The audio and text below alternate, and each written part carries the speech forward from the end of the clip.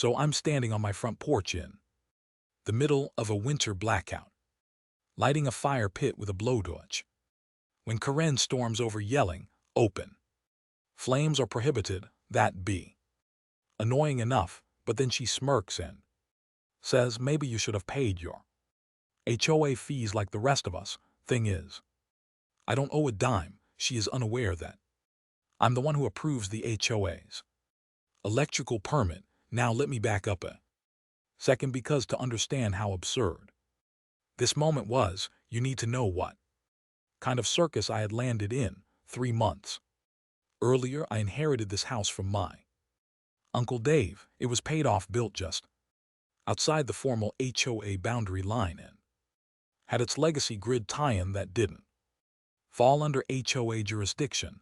And before you ask, yes, that detail matters later a lot, but back then all I knew was I'd finally escaped apartment living and moved into what I thought would be a peaceful slice of the suburbs. I was wrong. The neighborhood was quiet, sure, but not peaceful. You know, those gated communities where every yard looks the same and everyone drives a leased crossover with their kid's soccer team sticker on the back. Such a place exists. Is Karen at the center of it all? Karen, 50-some, power walking addict, wears pearls to rake less. She has served as the HOA president for 8 consecutive years, a position she is proud of. She welcomed me with a clipboard, a printed "Welcome to the neighborhood" packet, and a violation notice for parking my truck on my own gravel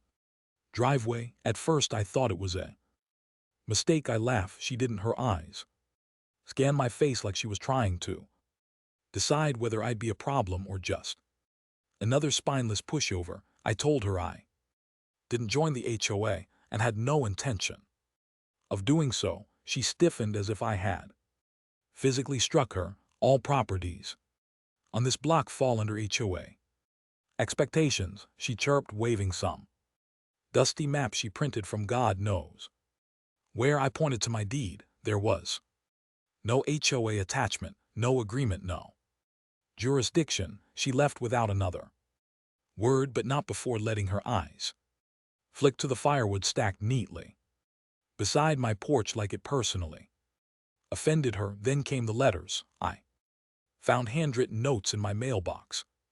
The notes were unsigned, yet they were unmistakably Karen. Please consider painting your shutters neutral beige for community cohesion. Friendly reminder. Gravel driveways are a fire hazard.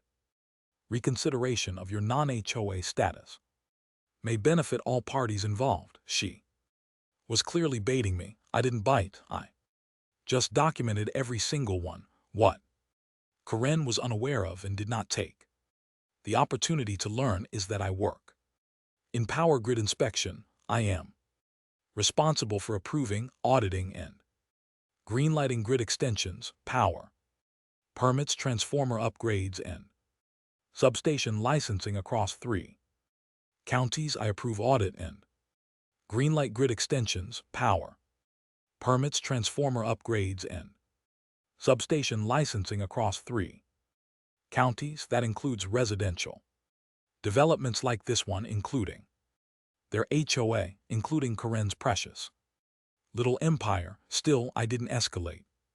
I wanted to be neighborly, or at least boring enough that she got bored. That was naive of me. Karen wasn't seeking compliance. She was looking for submission. And when the weather reports started rolling in, forecasting a major winter storm, I should have known she'd see it as an opportunity. I prepped quietly. My place runs partially off-grid anyway, thanks to the solar array my uncle installed before it was trendy. I had battery banks, a propane generator, and emergency radiant heaters. Everything is code compliant. Everything is safe. Everything is completely legal. The HOA, however, had its own blackout protocol. There were no wood-burning fires present. There should be no visible gas tanks present, no personal generators unless approved, and Screened from street view, I ignored it. Again, I didn't participate in it, but Karen didn't see it that way. The storm hit hard, power went out across the neighborhood just after 700 p.m. I was outside relighting my fire pit with a blowtorch bundled up in 2 jackets. When Karen marched up the driveway like she was leading a military patrol, she was fuming. Her own house was dark, cold and miserable, and mine lit up like a magazine ad. She yelled about fire codes, community rules, and endangering others. I told her politely, but firmly, to leave my property. That's when she dropped the smirk and said, "I'd regret not paying my fair share." This, for someone who was supposedly freezing in her own house, was a bold statement to make. I didn't think much of it that night. I went back inside, made coffee with my backup power, and settled in with a book. But when I woke up the next morning, everything was off. No power, no backup, nothing. I walked out to check my transformer line. That's when I noticed it, the HOA shared transformer which they had installed across the property edge years before I moved in had disco and connected my main cable. The cut was clean, not just unplugged, physically severed. My initial reaction was confusion, then anger, then curiosity. I had installed a discrete security cam near the transformer box months ago just to keep tabs on wildlife chewing wires. What I saw made me choke on my coffee. Just before midnight, one of the HOA board members, headlamp on and bolt cutters in hand, was snipping my line. He even looked into the camera and smiled. I called the sheriff. They said it was a civil matter. I called the HOA. They said it was a miscommunication. I called my attorney. He said, keep every record. They just made this personal. But I didn't panic. I didn't yell. I didn't even call the guy back. I just started drafting the inspection order. And this is where it gets good. Is Karen unaware of the necessary permits she'll need to restore power to the neighborhood next week? They all go through my office, and suddenly I have some serious concerns about the condition of her electrical infrastructure. I'll admit, part of me wanted to just write it off, move on, and then forget it ever happened. But then the very next morning, as I was outside inspecting the damage, Karen had the audacity to walk past sipping coffee like she was royalty and said, "Maybe this will teach you how we do things around here." That's when I smiled, because I realized she really had no idea who I was, no clue. She just sabotaged the one person who could, and now would audit every single inch of her HOA's electrical system. I had no idea that I'd been waiting for someone exactly like her to pull something like this. I had no idea that I'd already started the paperwork, and right as she turned to go back to her house, smug as ever, a bright orange utility truck rolled into the neighborhood. She paused, watched it, didn't recognize the logo, and as it pulled up in front of her HOA office, she walked a little slower. She became slightly more cautious. What she didn't see, what she couldn't have seen, was the state inspection notice on the windshield. The document bears my signature. The document was dated that morning and labeled Mandatory Compliance Review.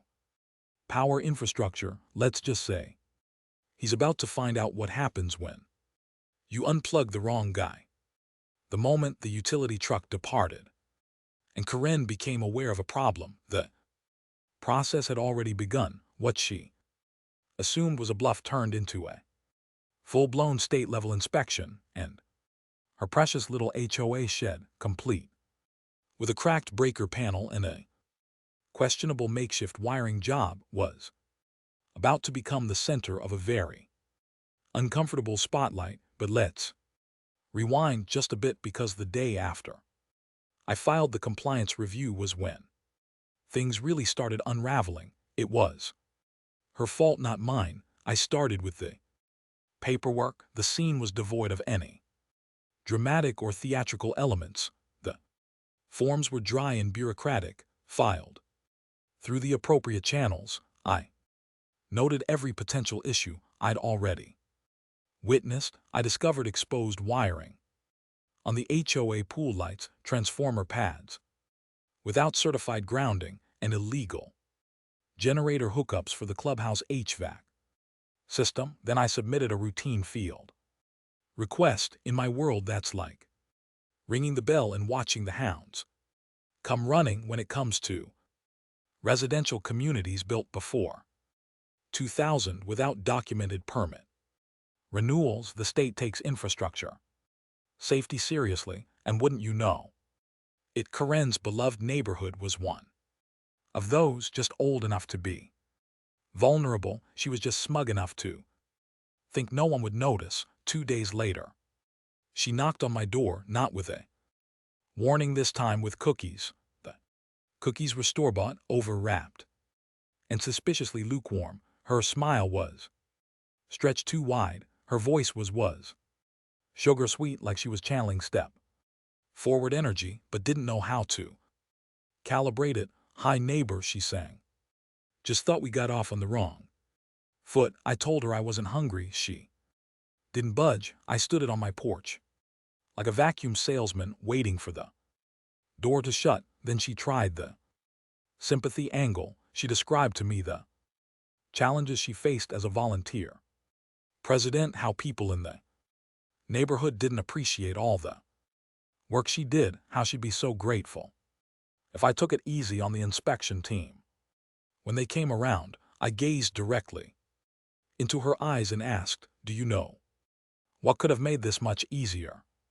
She blinked. "I finished you cutting my power during a blackout." The smile faded, the cookie stayed, and so did the awkward silence. 3 days later, the first inspection crew arrived. Karen wasn't notified in advance. That's part of the charm of a surprise compliance review. You get to see things as they actually are, not how someone wants them to appear. The crew took photos, made notes, walked the perimeter of the clubhouse, took one look at the rats' nest of wires duct taped along the back fence, and winced like they'd seen crime scene.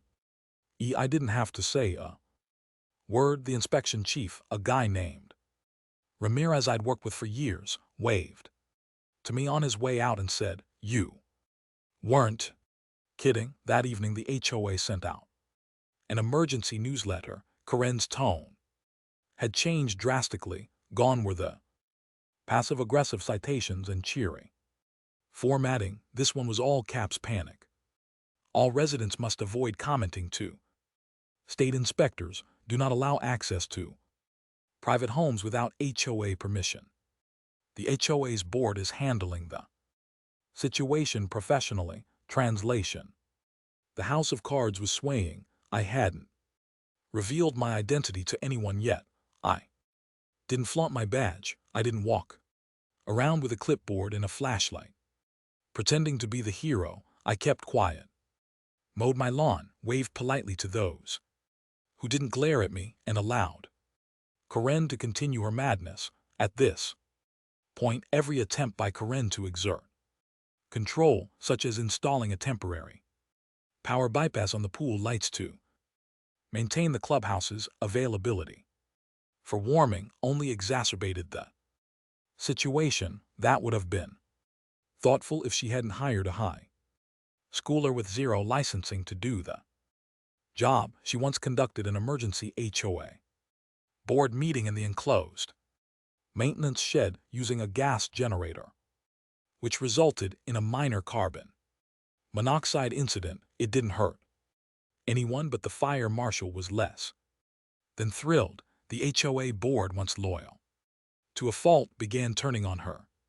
Quietly, I could see it in their body language. Nervous glances whispered chats in the driveway. A few started stopping by my place under the pretense of asking for advice on home upgrades. I offered coffee. They brought their own Mugs and excuses, but what they really wanted was information. What was coming next? The answer: the HOA itself received a citywide notice for code violations. It was the equivalent of a public slap across the face. Their entire infrastructure had failed inspection.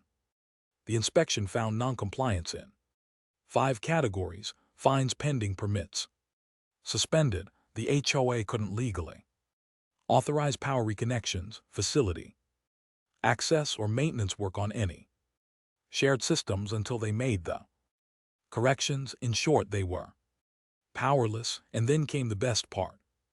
The nearest municipal entity assumes responsibility for emergency access and compliance when an HOA loses its permit authority. And wouldn't you know it, my address was technically unincorporated, but my lot sat on a grandfathered easement line from the county's utility district. That meant the nearest permitted functioning grid hookup belonged to me. Karen figured it out the next morning. I was outside adjusting the solar battery inverter when she stormed up the sidewalk in full fury. Wrapped in a red wool shawl like some angry Christmas ghost, she demanded answers. She inquired whether I was involved in this situation. I told her I've been staying warm and fully powered thanks to my legally installed off-grid setup, and that I hoped her inspections went well. She accused me of sabotaging the HOA, and instead I was undermining her leadership. I told her flatly, "You did that all by yourself." Her face went red and she stormed off without another word. Later that night, the neighborhood group chat, a poorly moderated mess that I had never participated in, suddenly lit up. Someone had leaked the inspection result photos too, pictures of the exposed wires, the cracked outlets, and in the non-compliant generator install. Karen attempted to shut down the generator, citing concerns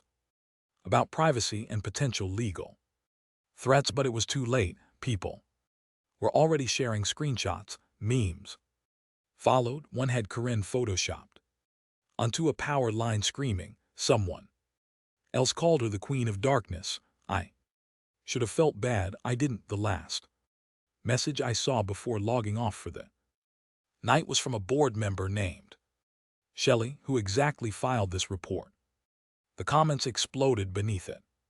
Speculation, theories, and then someone posted a picture, a screenshot from my security cam, the one that caught the board member cutting my power. The corner bore my name. It was as clear as day, and that's when the question stopped. Suddenly, everything fell into place, and just as I turned off my phone and headed to bed, my doorbell rang. I opened it to find a certified letter on the porch. There was no one in sight. The HOI letterhead was shaking slightly in the wind. I picked it up, scanned it, and laughed out loud. The HOI was seeking an emergency appeal to reinstate their permit. They requested my signature on the emergency appeal. I didn't sign it, not immediately anyway. I made myself a cup of coffee, sat on the porch, and stared at that letter like it had personally insulted my ancestors. The HOI was desperate now. They'd realized they couldn't override the city, couldn't sweet-talk their way around the inspection board, and couldn't keep pretending everything was fine when half the neighborhood was running on extension cords and propane tanks. So they turned to me, the very guy they tried to freeze out, frame as a troublemaker, and humiliate publicly for a lifeline. It would have been funny if it weren't so pitiful. What they wanted was simple. I had the authority to recommend a provisional reinstatement of their suspended permits pending further correction. Basically, it would let them restore minimal functionality to the shared grid while they worked on fixing everything else. It was a common step in bureaucratic infrastructure repair, but there was a catch. They needed someone in good standing with a clean history. and no personal conflict of interest. Technically, I could approve it, but ethically debatable, legally borderline, politically explosive, Karen must have known that, which is probably why the next morning she showed up again. This time, there is no need for a clipboard. There was no false smile on her face, just her standing at the edge of my driveway in a ridiculous fur coat and boots that had never touched mud. She looked tired, not in the way you do after a long night, but in the way that sets in when your fake little empire is crashing around you and you realize everyone you ruled over with smug superiority suddenly wants your resignation. She didn't ask to come up. She just stood there and said, "I'm sorry, I almost dropped my coffee." It was short, mumbled, and barely audible. But it was real. For a second I didn't know what to say, then she followed it up with, "You have to understand. I didn't know who you were." That swiftly brought me back to reality. I stood up, walked down the steps, and said, "And if I were just some regular guy without credentials, you'd still have cut my power," and laughed about it. Her silence was answer enough. I informed her that I had not yet signed anything, that I had questions, that I desired transparency, and most importantly, that I wanted every single resident to understand exactly what their dues were covering and what compromises had been made to maintain her illusion. She didn't argue. She just nodded and walked away, the fur on her coat swaying like a parody of authority fading into the background. I didn't see her again for 3 days. In the meantime, the neighborhood began unraveling in the most delightful ways. With the inspection reports leaked and the HOA newsletter now reduced to awkward damage control statements, people started coming out of the woodwork. Neighbors I'd barely spoken to were knocking on my door asking about solar panels, legal options, and how to petition for a board vote.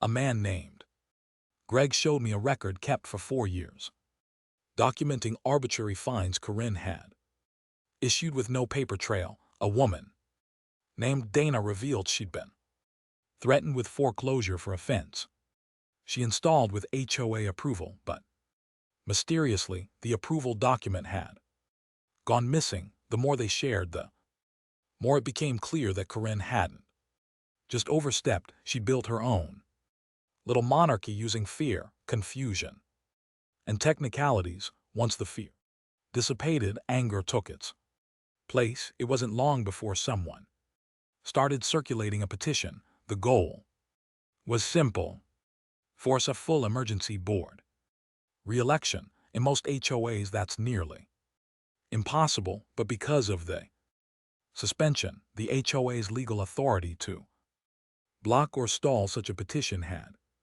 vanished, and people knew it. Corinne must have felt it closing in, because the next time I saw her, she wasn't wearing fur or heels. She looked normal. She appeared both exhausted and normal. She handed me a folder, an actual honest folder, not some passive-aggressive HOA packet. Inside were the revised repair plans, contractor permits, fire code documentation, and receipts for upgraded equipment. It was clean, legit indeed.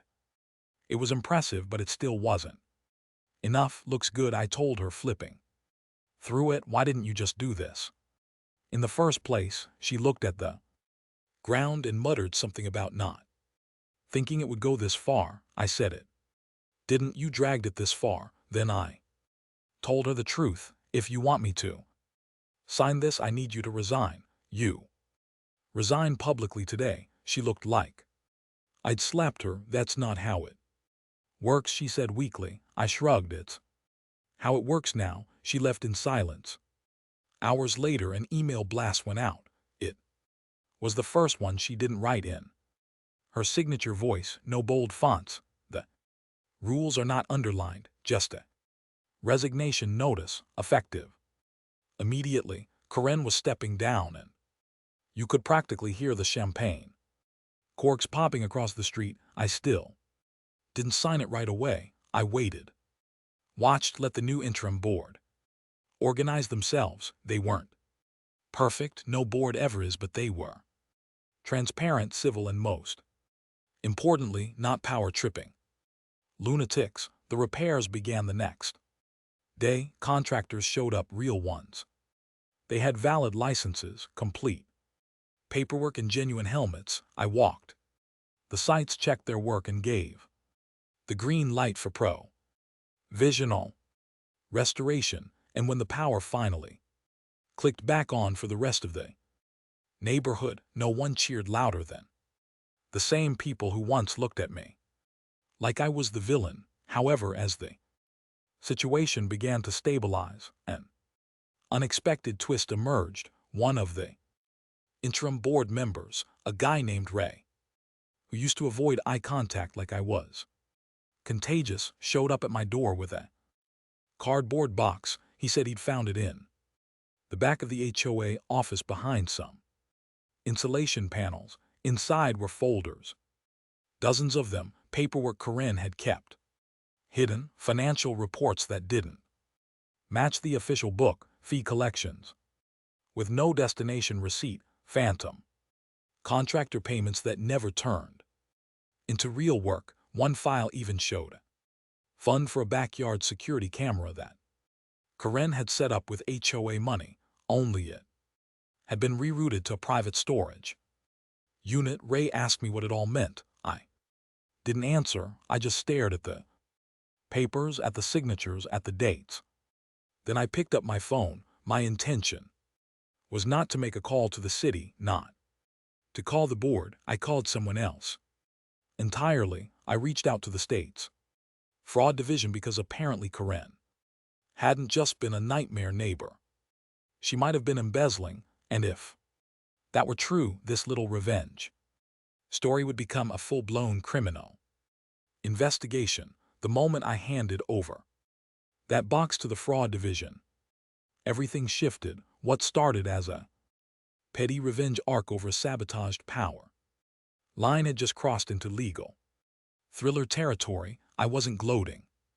Not exactly, but I'd be lying if I said watching the smug queen of citations get tangled in her own paperwork web didn't feel like poetic justice. Investigation kicked off quietly at first. An agent from the state's office of community oversight met with me in a diner 2 towns over. Neutral ground, no names used, standard procedure. I gave them the box, my notes, the digital backups, and every HOA newsletter I'd archived like some obsessive hoarder.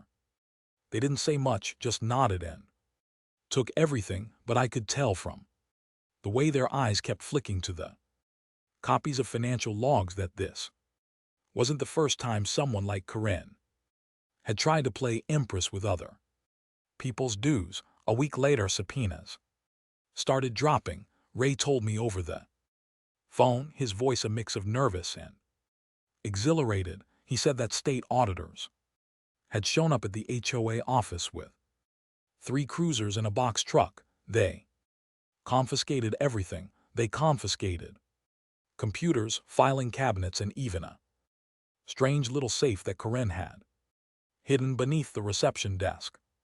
According to Rai, she tried to play it cool until they asked for the access code. Then she cracked, cried, and said it was all a misunderstanding, but by then it was far too late. The thing about Karen's is they rarely know when the game's up. They always think there is one more rule they can twist, one more technicality they can shout into submission. This time they won't succeed. The neighborhood was buzzing, not just in the nosy, gossip-thirsty way suburbs usually buzz, but in that stunned, jaw-dropped, slowly realizing what she'd done kind of way. Turns out Karen hadn't just been issuing fake violations or misusing her power. She'd been outright stealing HOA funds that were supposed to go toward community improvements, had been diverted into her personal account under the guise of consulting fees. Contractors she claimed to have hired didn't exist. Residents Never received the billed repairs. What's more concerning, there were several late payment threats sent to elderly residents that were never actually filed. With the board just pocketed, one of the victims, a sweet retired woman named Linda, who baked the world's driest banana bread but had a heart of gold, had been paying double dues for nearly 2 years. Karen told her it was because her backyard shed violated a secondary shadow line easement. That's not a real thing. I checked. It doesn't exist in any building code anywhere. Karen made it up, and Linda, with her trusting heart, believed her.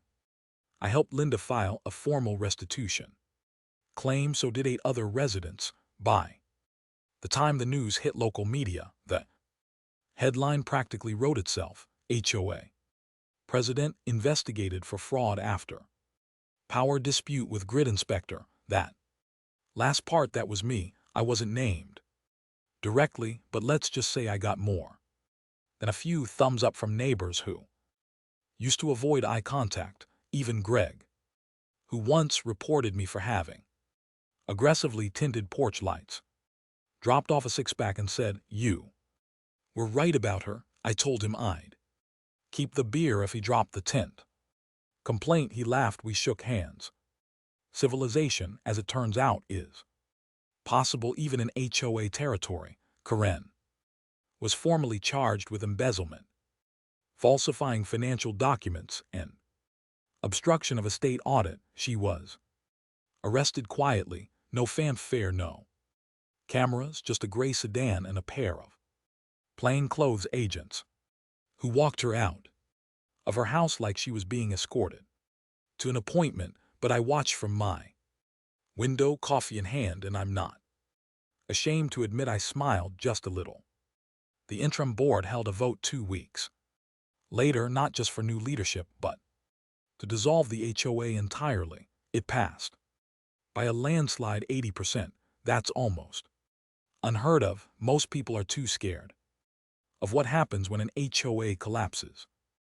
However, after Karen's death, the neighborhood was prepared to take the risk, ready to live without daily threats over lawn length and mailbox alignment, ready to be actual neighbors, not subjects in some beige kingdom ruled by a woman with too much spare time and an overstuffed printer. I was asked to be part of the transitional committee. I declined, not because I didn't care. I just didn't want to be the next Karen.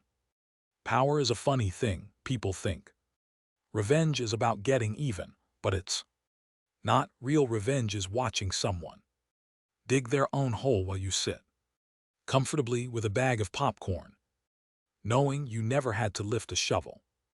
My satisfaction came not from destroying Karen, but from surviving her, outsmarting her, outlasting her. She was determined to ensure that no one similar to her would ever have such unbridled power again.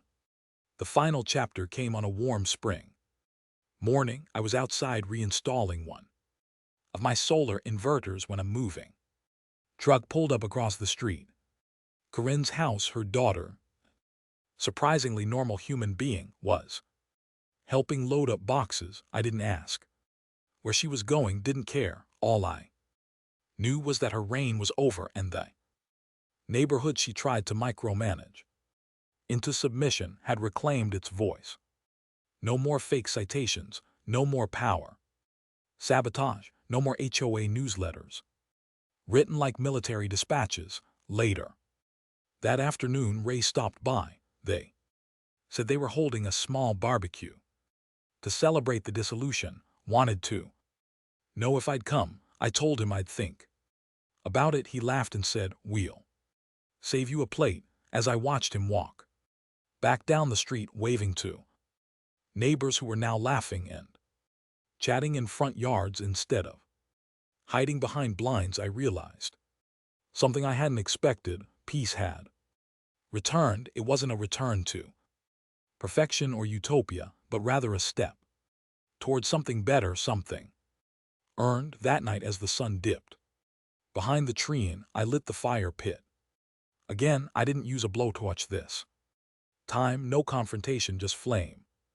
Warmth and a good chair, and as the soft glow filled the yard, I thought back to that moment during the blackout. Corinne was yelling about rules, smirking like she held all the cards. She didn't know then that I was the guy who signed her grid permit. She didn't realize that I was the one who had signed her grid permit without even checking the box. And she certainly didn't know that the biggest power she'd ever cut off was her own.